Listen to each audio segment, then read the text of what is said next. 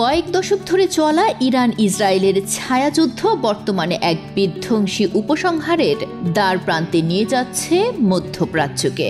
কিন্তু শেষটা আসলে কিসের শুরু? এই ধ্বংসস্তূপের ওপর থেকে যে নতুন মধ্যপ্রাচ্য জন্ম নেবে তার চেহারা কেমন হবে? ক্ষমতার ভারসাম্য বদলে যাবে কিভাবে? আর এই নতুন খেলায় আমেরিকা, চীন এবং সৌদি আরবের মতো শক্তিদের ভূমিকা কি হবে? চলুন সেই সকল উত্তর খোঁজা যাক গোলকধাঁধার আজকের পর্বে। যে কোনো বড় যুদ্ধে সবচেয়ে বড় প্রভাব পড়ে ক্ষমতার ভারসাম্যের উপর।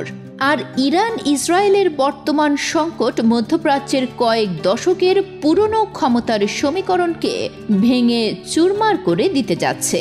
অবধারিতভাবে যুদ্ধের সবচেয়ে বড় প্রভাব পড়বে ইরানের ওপর।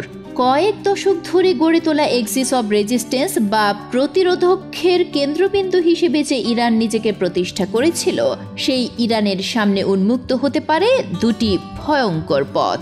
প্রথম পথ অভ্যন্তরীণ বিশৃঙ্খলা ও গৃহযুদ্ধ। Islamic Revolutionary Guard Corps IRGC এর শীর্ষ নেতৃত্বের মৃত্যু এবং যুদ্ধের ক্ষয়ক্ষতি ইরানের কর্তৃত্ববাদী শাসন ব্যবস্থার বৈধতাকে একেবারে শূন্যের কোঠায় নামিয়ে আনতে পারে। এই সুযোগে জনগণের মধ্যে চাপা থাকা অসন্তোষগুলো আবার দাবানলের মতো ছড়িয়ে পড়তে পারে। এবার হয়তো এই প্রতিবাদ শুধু হিজাব বা অর্থনৈতিক সংকটকে কেন্দ্র করেই হবে না, হবে সরাসরি শাসন ব্যবস্থার পতনের দাবিতে। এর ফলে ইরান এক ভয়াবহ গৃহযুদ্ধের দিকে এগিয়ে যেতে পারে, যেখানে বিভিন্ন জাতিগত গোষ্ঠী যেমন কুর্দি, বেলুচ, আরব এবং রাজনৈতিক দলগুলো নিজেদের নিয়ন্ত্রণের জন্য লড়াই শুরু করবে। কিন্তু যদি ইরানের শাসন ব্যবস্থা কোনোভাবে টিকে যায়, তবে তা হবে আরও বেশি দমনমূলক এবং প্রতিশোধ পরায়ণ। বিশ্ব থেকে বিচ্ছিন্ন হয়ে এই নতুন ইরান হয়তো উত্তর কোরিয়ার মতো একটি সুপার পাওয়ার স্টেটে পরিণত হবে। তারা হয়তো আর প্রচলিত যুদ্ধে যাওয়ার ক্ষমতা রাখবে না, কিন্তু বিশ্বজুড়ে ছড়িয়ে থাকা তাদের স্লিপার সেলের মাধ্যমে সন্ত্রাসী হামলা, সাইবার আক্রমণ এবং গুপ্ত হত্যার মতো যুদ্ধের পথ বেছে নেবে। এই কোণঠাসায় ইরান হবে আগের চেয়েও বেশি বিপজ্জনক। কাগজে কলমে ইসরায়েল এই যুদ্ধে যদি জয়ী হয়, তবে তারা হয়তো তাদের সবচেয়ে বড় অস্তিত্বের সংকটকে সাময়িকভাবে দূর করতে পারবে। কিন্তু এই বিজয় কি তাদের জন্য দীর্ঘমেয়াদী শান্তি এনে দেবে? সম্ভবত না। এই বিজয়কে বলা যেতে পারে একটি পাইরিক ভিক্টরি, অর্থাৎ এটি এমন এক জয় যার জন্য চড়া মূল্য দিতে হয়েছে। সামরিকভাবে সফল হলেও ইসরায়েল কূটনৈতিকভাবে আরও বেশি একঘরে হয়ে পড়বে। বিশ্বের চোখে তাদের ভাবমূর্তি হবে একটি আগ্রাসী এবং একতরফা সিদ্ধান্ত নেওয়া দেশের, যারা আন্তর্জাতিক আইনকে সম্মান করে না। এর ফলে ইউরোপ এবং অন্যান্য অঞ্চলের সাথে তাদের সম্পর্কে ফাটল ধরতে পারে। তাছাড়া ইরানের পতনের পর যে ক্ষমতার শূন্যতা তৈরি হবে তা সামলানো ইসরায়েলের একার পক্ষে সম্ভব নয়। তাদের প্রতিনিয়ত ইরানের প্রতিশোধমূলক চোরাগোপ্তা হামলা এবং নতুন সন্ত্রাসী গোষ্ঠীর উত্থানের ভয় থাকতে হবে। তাদের বিজয় হয়তো স্বল্পমেয়াদে নিরাপত্তা দেবে, কিন্তু দীর্ঘমেয়াদে এক স্থায়ী অস্বস্তির জন্ম দেবে। তবে এই যুদ্ধের সবচেয়ে বড় সুবিধাভোগী হতে পারে সৌদি আরবের নেতৃত্বাধীন সুন্নি আরব দেশগুলো। কয়েক দশক ধরে তাদের প্রধান আঞ্চলিক প্রতিদ্বন্দ্বী ছিল শিয়া মতাবলম্বী ইরান। ইরানের পতন তাদের জন্য এক বিশাল স্বস্তির কারণ হবে। এর ফলে দুটি বড় পরিবর্তন আসতে পারে। প্রথমত, ইসরায়েলের সাথে সম্পর্ক স্বাভাবিক করার প্রক্রিয়া, যা আব্রাহাম এক্সের মাধ্যমে শুরু হয়েছিল, তা বহুগুণে ত্বরান্বিত হবে। সৌদি আরব, সংযুক্ত আরব আমিরাত এবং অন্যান্য উপসাগরীয় দেশগুলো ইরানের অনুপস্থিতিতে একটি নতুন আঞ্চলিক নিরাপত্তা জোট গঠন করতে পারে, যেখানে ইসরায়েল হবে একজন গুরুত্বপূর্ণ প্রযুক্তিগত এবং গোয়েন্দা অংশীদার। দ্বিতীয়ত, ইরানের পতনের ফলে মধ্যপ্রাচ্যে যে ক্ষমতার শূন্যতা তৈরি হবে তা পূরণের জন্য এক নতুন প্রতিযোগিতা শুরু হবে। এই প্রতিযোগিতায় প্রধান দুই খেলোয়াড় হবে সৌদি আরব এবং তুরস্ক। উভয় দেশই চাইবে নিজেদেরকে সুন্নি বিশ্বের নতুন নেতা হিসেবে প্রতিষ্ঠা করতে, যা এই দুই দেশের মধ্যে এক নতুন স্নায়ুযুদ্ধের জন্ম দিতে পারে।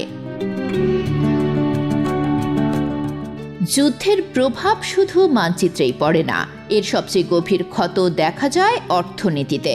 ইরান ইসরায়েলের যুদ্ধের পর মধ্যপ্রাচ্যের অর্থনীতি এক রোলার কোস্টার যাত্রার সম্মুখীন হবে। যুদ্ধের পরপরই বিশ্বজুড়ে তেলের দাম হবে আকাশচুম্বী। কারণ হরমুজ প্রণালী নিয়ে দেখা দেবে অনিশ্চয়তা। কিন্তু দীর্ঘমেয়াদে ইরানের হুমকি কমে যাওয়ায় তেলের বাজার স্থিতিশীল হতে পারে, তবে বদলে যাবে ক্ষমতার ভারসাম্য। সৌদি আরব এবং আমেরিকা বিশ্বের জ্বালানি বাজারে প্রায় একচ্ছত্র নিয়ন্ত্রক হিসেবে আবির্ভূত হবে। রাশিয়া এবং ইরানের মতো দেশগুলোর প্রভাব কমে যাওয়ায় জ্বালানিকে অস্ত্র হিসেবে ব্যবহার করার ক্ষমতাও তাদের মধ্যে সীমিত হয়ে পড়বে। যুদ্ধ পরবর্তী পরিস্থিতি দুটি বিপরীতধর্মী অর্থনৈতিক চিত্র তৈরি করবে। যদি ইরানের শাসন ব্যবস্থার পতন হয় এবং একটি স্থিতিশীল পশ্চিমা সরকার প্রতিষ্ঠিত হয়, তবে তা হবে একবিংশ শতাব্দীর সবচেয়ে বড় পুনর্গঠনের গোল্ড রাশ। চীন, ইউরোপ এবং আমেরিকার কোম্পানিগুলো ইরানের ধ্বংসপ্রাপ্ত তেল শিল্প, অবকাঠামো এবং বাজার ধরার জন্য প্রতিযোগিতায় নামবে। কিন্তু এর বিপরীত চিত্র হতে পারে। সার্বিক আঞ্চলিক অস্থিতিশীলতা, গৃহযুদ্ধ এবং সন্ত্রাসী হামলার ভয়ে আন্তর্জাতিক বিনিয়োগকারীরা মধ্যপ্রাচ্য থেকে তাদের পুঁজি সরিয়ে নিতে পারে। এর ফলে উপসাগরীয় তেল সমৃদ্ধ দেশগুলো ছাড়া বাকি অঞ্চল যেমন লেবানন, সিরিয়া এবং জর্ডান এক ভয়াবহ অর্থনৈতিক মন্দার শিকার হতে পারে। ইসরায়েলের অর্থনীতি, যা মূলত প্রযুক্তি, উদ্ভাবন এবং পর্যটনের উপর নির্ভরশীল, তা মারাত্মকভাবে ক্ষতিগ্রস্ত হবে। বিপুল পরিমাণ সামরিক ব্যয়, সার্বক্ষণিক নিরাপত্তার অভাব এবং একটি নেতিবাচক আন্তর্জাতিক ভাবমূর্তি বিদেশি বিনিয়োগ এবং পর্যটকদের নিরুৎসাহিত করবে। ইসরায়েলকে একটি দীর্ঘমেয়াদী যুদ্ধ অর্থনীতির জন্য প্রস্তুত থাকতে হবে। মধ্যপ্রাচ্যের এই নতুন দাবা খেলায় শুধু আঞ্চলিক শক্তিরাই খেলোয়াড় নয়, এই খেলার গতি প্রকৃতি নির্ধারণ করবে বিশ্বের প্রধান পরাশক্তিরা। আমেরিকা হয়তো এই যুদ্ধ চায়নি, কিন্তু এর পরিণতি সামলানোর দায়িত্ব চেপে বসবে তাদের কাঁধেই। ইরানের পতনের পর যে বিশৃঙ্খলা তৈরি হবে তা নিয়ন্ত্রণের জন্য আমেরিকাকে আগের চেয়েও বেশি মধ্যপ্রাচ্য ইস্যুতে জড়িয়ে পড়তে হবে। তাদের মিত্র ইসরায়েল এবং সৌদি আরবের নিরাপত্তা নিশ্চিত করা এবং এই অঞ্চলে চীনের ক্রমবর্ধমান প্রভাব মোকাবেলা করাই হবে তাদের প্রধান কাজ। এর ফলে এশিয়ায় মনোযোগ দেওয়ার যে পিভট এশিয়া নীতির কথা আমেরিকা ভাবছিল, তা আরও একবার পিছিয়ে যাবে। চীনের জন্য এই সংকট একটি বিশাল সুযোগ। তারা প্রকাশ্যে শান্তি এবং স্থিতিশীলতার কথা বললেও পর্দার আড়ালে এই বিশৃঙ্খলা থেকে সর্বোচ্চ সুবিধা আদায়ের চেষ্টা করবে। তারা নিজেদেরকে একটি নিরপেক্ষ মধ্যস্থতাকারী হিসেবে উপস্থাপন করবে। যুদ্ধবিধ্বস্ত ইরানকে পুনর্গঠনের জন্য তারা বিপুল পরিমাণ ঋণ দেবে এবং এর মাধ্যমে ইরানকে একটি নির্ভরশীল ক্লায়েন্ট স্টেটে পরিণত করবে। সস্তায় তারা ইরানের প্রাকৃতিক সম্পদ কিনে নেয়া এবং এই অঞ্চলে নিজেদের অর্থনৈতিক ও রাজনৈতিক প্রভাব বিস্তার করাই হবে তাদের মূল লক্ষ্য। মধ্যপ্রাচ্যে রাশিয়ার সবচেয়ে বড় মিত্র ছিল ইরান এবং সিরিয়ার আসাদ সরকার। আসাদ সরকারের পতনের পর ইরানের এই বিপর্যয় রাশিয়াকে এই অঞ্চলে প্রায় অপ্রাসঙ্গিক করে তুলবে। ইউক্রেন যুদ্ধ নিয়ে ব্যস্ত থাকা এবং তার প্রধান মিত্রদের হারিয়ে রাশিয়া এই নতুন গ্রেট গেমে একজন দর্শক ছাড়া হয়তো আর কিছুই থাকবে না। ভূ রাজনীতি এবং অর্থনীতির বাইরেও যুদ্ধের সবচেয়ে বড় মূল্য দেয় সাধারণ মানুষ। এই যুদ্ধের মানবিক পরিণতি হবে ভয়াবহ এবং দীর্ঘস্থায়ী। ইরানে যদি গৃহযুদ্ধ শুরু হয়, তবে তা হবে একবিংশ শতাব্দীর অন্যতম বড় মানবিক বিপর্যয়। লক্ষ লক্ষ মানুষ শরণার্থী হয়ে তুরস্ক, পাকিস্তান এবং ইউরোপের দিকে পাড়ি জমাবে, যা এক নতুন বৈশ্বিক সংকট তৈরি করবে। অন্যদিকে রাষ্ট্রীয় নিয়ন্ত্রণ ভেঙে পড়লে যে ক্ষমতা শূন্যতা তৈরি হয়, তা চরমপন্থী গোষ্ঠীগুলোর জন্য উর্বর ভূমিতে পরিণত হয়। ইরানের শিয়া মিলিশিয়া যেমন হিজবুল্লাহর দুর্বলতার সুযোগে ইরাক এবং সিরিয়ার অস্থিতিশীল অঞ্চলে নতুন করে ইসলামিক স্টেটের মতো চরমপন্থী গোষ্ঠীগুলোর উত্থান করতে পারে। এই যুদ্ধে ইরান এবং ইসরায়েল উভয় দেশের মানুষের মনে এক গভীর মানসিক ক্ষত তৈরি করবে। একটি সম্পূর্ণ প্রজন্ম বেড়ে উঠবে যুদ্ধ, ঘৃণা এবং প্রতিশোধের স্মৃতি নিয়ে। এই মানসিক আঘাত বা ট্রমা কয়েক দশক ধরে এই অঞ্চলের সমাজকে তাড়িয়ে বেড়াবে।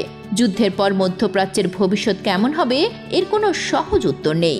আমরা যা দেখতে পাচ্ছি তা হলো একটি পুরনো পরিচিত সংকট থেকে এক নতুন অজানা সংকটের শুরু। এই নতুন মধ্যপ্রাচ্যে ইরান হয়তো আর পারমাণবিক হুমকি হিসেবে থাকবে না, কিন্তু তার জায়গায় জন্ম নেবে গৃহযুদ্ধ, সন্ত্রাসবাদ এবং নতুন আঞ্চলিক প্রতিদ্বন্দ্বিতার মতো অসংখ্য ছোট বড় সংকট।